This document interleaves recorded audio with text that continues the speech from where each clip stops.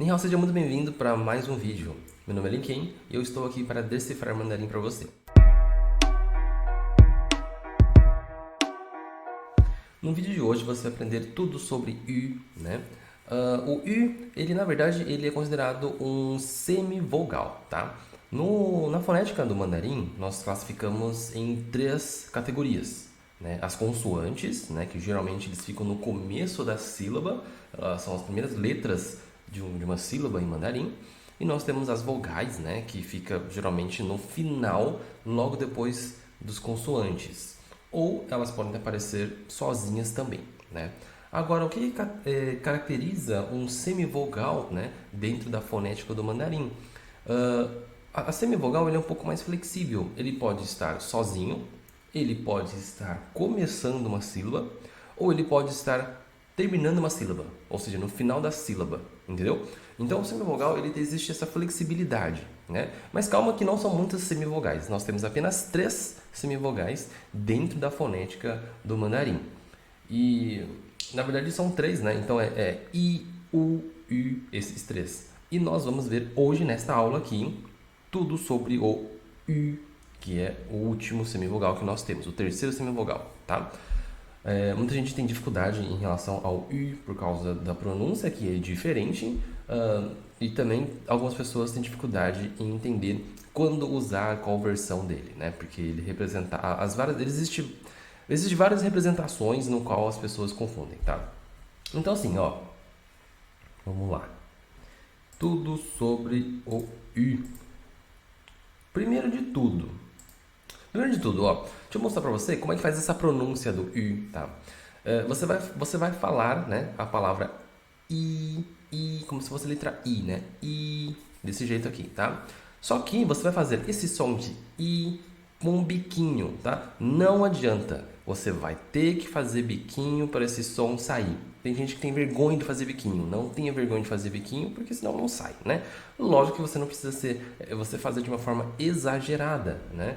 De uma forma bem sutil, o som já consegue sair, tá? Então, eu vou exagerar um pouco aqui para poder gesticular e mostrar para você, né? Mas você pode fazer de uma forma mais sutil, tá? Então, você vai fazer o som de I, só que com biquinho. Então, ficaria U, tá? Esse som que você vai fazer, tá bom? U. Agora sim, uma forma mais sutil, então, de eu fazendo aqui para você, ó. U, entendeu? Eu não preciso fazer de um jeito que chame tanta atenção assim, né? Você não precisa fazer, tá bom? Então, esse é o som do U, beleza, gente? Agora, vou mostrar pra você, ó, como é que vai funcionar. Bom, então vamos lá. O U original, né? Ele aparece nesse formato representado por YU, tá? Então, quando você ver a palavra YU, você vai perceber que ele está no formato original, que é U, tá bom? Quais são os exemplos, né, quando ele está sozinho, né? Então, quando ele está sozinho, ele aparece na forma original dele. Por exemplo, esse primeiro ideograma que você está vendo é o U no segundo tom. U significa peixe, né? Peixe. U. E aí, se você falar no terceiro tom, U, tá? U significa chuva, tá? Nós vemos aí o ideograma da chuva. Então, nesses dois casos, você percebe que não tem consoante, que não tem vogal, existe apenas o semivogal sozinho, né? Então, nós temos esses exemplos. Tem mais exemplos? Temos mais exemplos, né? Mas não é intuito mostrar todas as palavras com U, né? Mas é só para você entender foneticamente como é que é essa dinâmica, tá bom? Agora, quando você pode estar colocando também um semivogal, né, mais uma vogal, né? Como por exemplo, né, se ele está no começo, você vai falar yun, né? Então nesse caso aí, ó, o que você percebe? Que é o YU, o U, né, mais o an. An ele é considerado um vogal em mandarim, tá? Então quando você junta os dois, né, acaba que abreviando a letra E, né? Então ficaria Yun, tá? Yun. Isso significa nuvem, tá bom? Bom, agora, quando que ele vai aparecer só a letra U, né? Ele vai aparecer a letra U se ele estiver no meio ou no final de uma palavra. Por exemplo, nós temos a palavra去, né? 去 significa ir, é o verbo ir, né? E o 去 ele é composto pelo quê? Pela consoante Q mais o semivogal U, né? Quando você junta esses dois, né, você percebe que o U ele está no final da sílaba. Então a gente abrevia o Y para não ficar Q, Y, U, né? Fica meio esquisito de ler, né? Então a gente escreve só QU, né? QU, então ficaria 去, beleza? 去. Outro, peguei um exemplo agora onde tem três composições aqui, né? Nós temos aqui o que é um consoante, nós temos o U, que é a semivogal, e nós temos a palavra an, que é vogal. Juntando os três fica QUAN. Você percebe que é abreviado o Y daí, né? Então ficaria 全, 全, ok? 全, essa é a leitura, tá? Então o de cima é 去 e o de baixo é 全, ok? Você percebe que nos dois casos tem o som do biquinho, né? Do U, né? Um pouco mais sutil talvez, né? Que é o 全, né? E o outro é mais acentuado, 去, beleza? Você percebe que nesses casos o Y ele sai totalmente de cena, justamente por quê? Porque ele está no meio, né, como o Tien, ou ele está no final como o Tu, tá? Essa é a forma que a gente representa daí o U, beleza? Bom, e aí você fala assim, Paulinho, eu já vi, né, algumas situações onde existe um trema, né, no U. O que é o trema? Trema são esses dois pontinhos em cima do U, né? Então, quando que ele vai aparecer esse daqui que é o só a letra U, e quando que vai aparecer o U com trema, né? Porque às vezes aparece com, às vezes aparece sem, né? Então essa é uma dúvida mais comum, né? E antes de eu explicar isso para você, se você está gostando desse vídeo, dá um like, comenta aqui embaixo o que você está achando e não se esqueça de se inscrever no canal, porque toda semana nós temos aula nova aqui, tá bom? Então, o que acontece? Quando você tem o U com trema, é quando você quando existe uma ambiguidade de som, tá? Uma ambiguidade fonética, tá? Então, por exemplo, se a gente escrever só LU, por exemplo, né, não dá para saber se é o LU ou se é o LU, né? Porque existe os dois, né? Existe os dois. Então, o que a gente faz? A gente coloca dois pontinhos em cima do U para representar que ele é o U, entendeu? Aí, quando não tem o trema, você sabe que é o LU. Quando tem o trema, você sabe que é o LU, né? Agora, quando não tem o trema e é o som de U, é porque só existe esse som. Por exemplo, vou voltar esse slide aqui, ó. Podemos ver aqui a palavra tu, né, que é o verbo ir. Não existe que mais u, né? O u do semivogal, eu digo. Só existe que mais u, entendeu?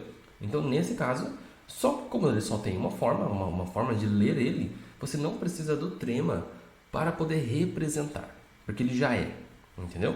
Agora, quando tem o L, por exemplo, você tem os dois casos. Você tem o LU, que é o L mais WU, né? Ou você tem o LU, que é o L mais YU.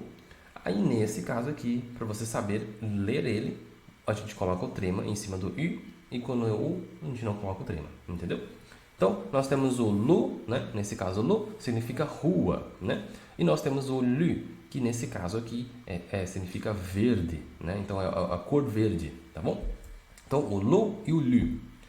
Acontece aqui também, né? Se você só vê NU, você não sabe se a leitura é NU ou se é NU, né? Porque temos os dois no mandarim, tá? Então, para desfazer, né, essa ambiguidade, a gente coloca o trema quando é U, tá bom? Então, nesse caso, ó, NU, nu significa esforço, tá? Esforçar, né? Nu.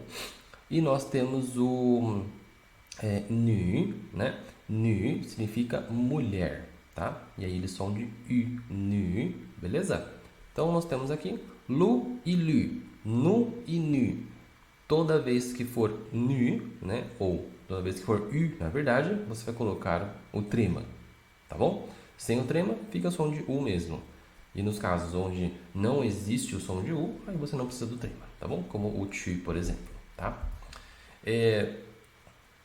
Agora, uma questão aqui muito importante, né? A galera que digita tem uma grande dificuldade, né? E não sabe por que às vezes não consegue digitar o I nesses casos, né? Então o que você vai fazer? Você vai representar ele dentro do teclado, né? Não seja no celular, seja no computador, notebook, sei lá. Você não vai apertar o LU, por exemplo. Você vai digitar LV, tá bom? LV, tá? Essa é uma dica assim que pouca gente sabe, tá bom? Então, se você quer digitar, por exemplo, a letra verde, você tem que colocar LV, tá? Não é LU, porque se você digitar LU, vai aparecer o LU, que é de rua, não de verde, né? Da mesma forma, do NU e do NU, né? Se você quer digitar a palavra esforçar, é NU, né? No seu teclado. Você não vai digitar NWU, né? Isso não existe, tá? Você vai digitar NU normal, né? Para gerar o ideograma. Agora, se você quer digitar o NU, você não vai digitar o NU, você vai digitar NV, tá? Então, nesses casos, você vai utilizar o V. Então, na real, o V ele simboliza o U com trema, tá? Agora, por exemplo, se você for digitar o to, né, de verbo ir, você não precisa digitar que V, né? Você vai digitar aqui U, normal, tá? Ou seja, o V ele só representa quando for U com trema, entendeu? Tá? Então, assim, tomem cuidado com essas situações aqui, porque eles são muito importantes, eles fazem uma grande diferença para você na hora de você estar digitando em mandarim, tá bom? Então, hoje nós vimos a pronúncia do I, hoje nós vimos as formas do I, quando ele está sozinho, quando é YU, quando é U sozinho, quando é U com trema, né? Então, saiba sempre identificar quais são as situações que você vai utilizar a representação fonética dele, tá bom? Espero que você tenha gostado dessa aula, espero que eu tenha tirado essas dúvidas, né? Porque realmente o U ele é um pouquinho confuso para quem não está acostumado, né? Então, assim, a dica é lê bastante, né? Olhe bastante, né? Veja situações, sílabas, palavras com o U e com o tempo você vai começar a perceber esse padrão que eu estou falando aqui para você, beleza? Então é isso. A gente se vê na próxima aula e 谢谢你，再见。